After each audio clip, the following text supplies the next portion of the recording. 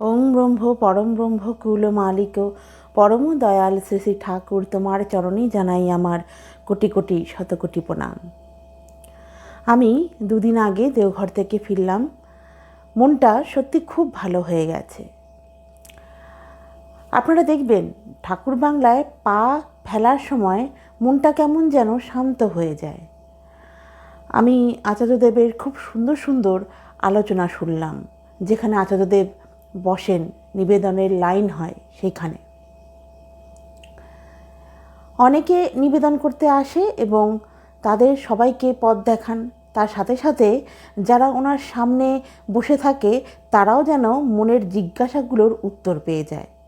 যেমন ধরুন, এক ভক্ত এসে বলেছেন তার হাঁটু ব্যথা, হাঁটতে পারি না। আচার্যদেব বললেন, আপনাকে চলাফেরার মধ্যে থাকতে হবে, আর যদি প্রয়োজন হয় এক্সারসাইজ করতে হবে, যোগব্যায়াম করতে হবে। আর এরপরে যেটা তিনি বললেন একটা গুরুত্বপূর্ণ কথা, সেটা হলো নিজের জন্য ব্যায়াম করব না, করব ঠাকুরের জন্যে, কারণ তার কাজ করতে হবে। তিনি একটি খুব সুন্দর কথাটা বললেন, এই যে আমরা তো অনেকেই ব্যায়াম করি, দেখবেন যোগ ব্যায়াম করি, কেউ জিমে যায়, জিম করে, সেটা হয়তো নিজেদের স্বার্থে করি। তিনি বলছেন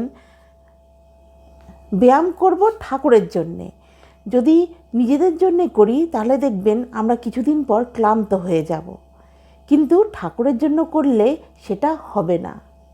সত্যি আমরা যখন ব্যায়াম করি কিছুদিন পর ইচ্ছা হয় আর করব না, ছেড়ে দিই, ভালো লাগছে না। কিন্তু তিনি বলছেন স্বার্থটা কে হবে? ঠাকুর। এবার একজন ভক্ত এসছেন, সে দাড়ি কাটেনি। তখন তিনি তাকে ডেকে বললেন, কিরে দাড়ি কাটিসনি কেন? ঠাকুরের সামনে কিভাবে যেতে হয় বলতো? ঠাকুরের সামনে যেতে হবে জামাই সেজে, কারণ ঠাকুর পরিষ্কার পরিচ্ছন্ন পছন্দ করতেন, সদাচার মানতেন।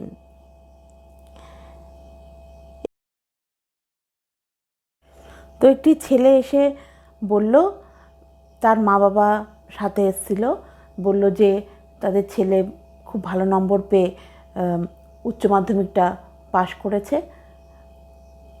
তখন আচার্যদেব বললেন যে খুবই ভালো কথা, কিন্তু এই যে অনেকে নম্বর পায়, মাধ্যমিকে এত নম্বর পায়, উচ্চ মাধ্যমিকে এত নম্বর পায়, 80%, 90%, এই পার্সেন্টেজটা কিন্তু কোনো বড় কথা নয়। সেটাকে জীবনে কতটা কাজে লাগাতে পারছে, কতটা সার্থকতা তার আছে, সেটাই কিন্তু আসল কথা। তিনি বলছেন আইনস্টাইন কিন্তু কোনো দিন ছোটোর থেকে ফার্স্ট, সেকেন্ড, থার্ড বা কোনো রকম ভালো রেজাল্ট করে যে এগিয়েছেন সেটা কিন্তু না, কিন্তু তিনি বৈজ্ঞানিক হয়েছেন, বিশ্বের সেরা বৈজ্ঞানিক আইনস্টাইন। তো তিনি সেটাকে কাজে লাগিয়েছেন, সেটাই তিনি সবাইকে বলছেন, সেই স্টুডেন্টটাকে বলছেন যে নাম্বারটা কিন্তু কোনো বড় কথা নয়, সেই নাম্বারটাকে জীবনে কতটা ভালোভাবে সার্থক করতে পারে, কাজে পরিণত করতে পারে, সেটাই হচ্ছে আসল কথা।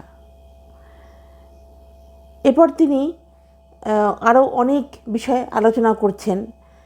তো আপনারা একটু লক্ষ্য করেছেন কি, আচার্যদেব যখন প্রণাম করেন তার আর প্রণাম করে যখন ওঠেন তখন তার ভঙ্গিমাটা কি সুন্দর। তার এখন বয়স অনেকটাই হয়েছে, কিন্তু তার চলাফেরায় ভীষণ স্বাচ্ছন্দ্য, স্বাভাবিক। লম্বা লম্বা পা ফেলে সোজা হয়ে তিনি হাঁটেন, দেখলে না মনটা ভরে যায়, অবাক লাগে। তো দেখবেন তার প্রণাম করার ভঙ্গিটা, আপনারা যখন দেওঘরে যাবেন দেখবেন তার প্রণাম করার ভঙ্গিটা কত সুন্দর।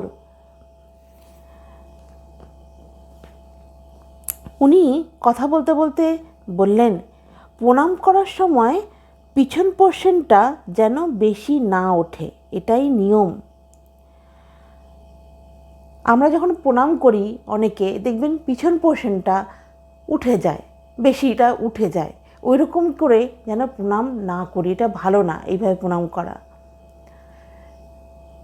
করার কিছু নিয়ম আছে, তিনি সেটাই বললেন যে পিছন পোর্শনটা যেন না উঠে যায়, এটাই নিয়ম।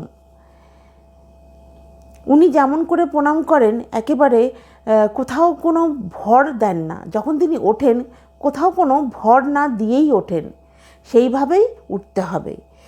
কিন্তু আমরা তো মানুষ, স্বাভাবিক মানুষ, সাধারণ মানুষ, আমরা পারি না। তবে আমাদের চেষ্টাটা করতে হবে। আচার্যদেবের কিন্তু কোমরে অসহ্য ব্যথা, তবু তিনি ওই ভঙ্গিতেই প্রণাম করেন। আপনারা যখন দেওঘরে যাবেন, ওনার প্রত্যেকটা কথা মন দিয়ে শুনবেন, অনেক কিছু জানা যায়। নিবেদনের লাইনে অনেকে দাঁড়ায়, অনেকে দাঁড়ায় না, বসে থাকে, কিন্তু আপনার মনে হয়তো অনেক জিজ্ঞাসা থাকতে পারে। ওনার কথার মধ্যে দিয়েই কিন্তু আপনার জিজ্ঞাসাগুলোর উত্তর আপনি পেয়ে যাবেন। এখন তো মাইকের ব্যবস্থাও হয়েছে, যার জন্যে শোনাটাও বেশ সুন্দরভাবে যায়।